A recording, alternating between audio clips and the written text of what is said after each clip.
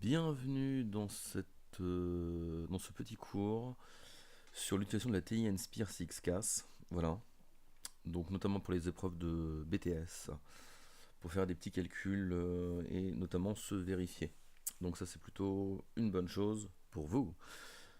On commence le boulot. Donc quand ce boulot, on va essayer de résoudre une équation différentielle quelconque.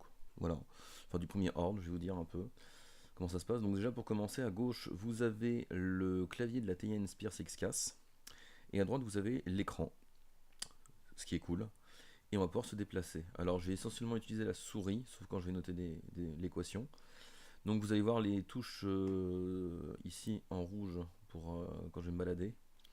Donc, s'activer, ça va vous permettre de vous référencer sur que faire, quoi faire pour atteindre certains programmes de la calculette. Donc, on commence calcul. Donc, je vais dans calcul, voilà, je suis sur le Scratchpad. Plutôt pas mal. Je suis en radian, parce que moi je suis toujours en radian de toute façon, voilà. Donc ce qui m'intéresse ici, c'est de faire une équation différentielle. Alors pour ce faire, pour checker une équation différentielle, on va dans menu. Ça c'est cool. Une fois dans menu, on, on va dans analyse. Une fois arrivé en analyse, on va aller tranquillement, hop hop hop hop, jusqu'en bas sur résolution d'équation différentielle. On entre et on a le désolve, ce qui est plutôt un truc intéressant, le désolve. Vous allez voir, c'est quand même assez cool. Donc pour commencer, une équation différentielle du premier ordre, on va faire 4y. Le prime, alors le prime, où est-ce que je vais le chercher? Donc je peux le faire directement, je peux aussi le faire avec le pi ici. Vous allez voir, hop. Quand vous activez cette touche là, vous avez pi, i, l'infini, e, θ, degré, rad, grade, et bien sûr le fameux prime qui est compris comme une dérivée. Donc ça c'est cool pour vous. Hop, bon, j'ai fait deux fois, je l'enlève. On poursuit. Donc moins 3, oups, moins voilà, 3y égale 2x moins 1. Donc ça c'est mon équation, une équation qu'on me donne, équation du premier ordre, j'ai du y', mais j'ai aussi du y, et j'ai un second membre, j'ai un terme à droite de l'équation qui est un polynôme du premier degré, 2x moins 1. Donc une fois que j'envoie ça, il n'y a pas assez d'arguments, oui, j'ai fait une petite erreur, on enchaîne, il manque quelque chose, je vais donner l'équation, mais le désolve il a besoin de deux choses, il a besoin de savoir c'est quoi ma variable c'est x, ok très bien. Il a aussi besoin de savoir c'est quoi ma fonction. Je vous rappelle, c'est une équation différentielle. Donc on a la fonction et la dérivée. Donc ma fonction, c'est y. Donc là, en lui rentrant ça, je lui rentre l'équation différentielle, puis la variable, puis la fonction recherchée. J'envoie, et là, c'est magnifique.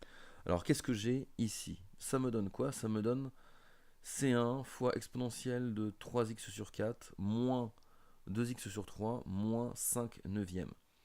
Alors ici, si vous checkez ça, le premier terme qui se trouve là, c'est tout simplement la résolution de mon équation différentielle homogène, c'est-à-dire sans le 2x moins 1.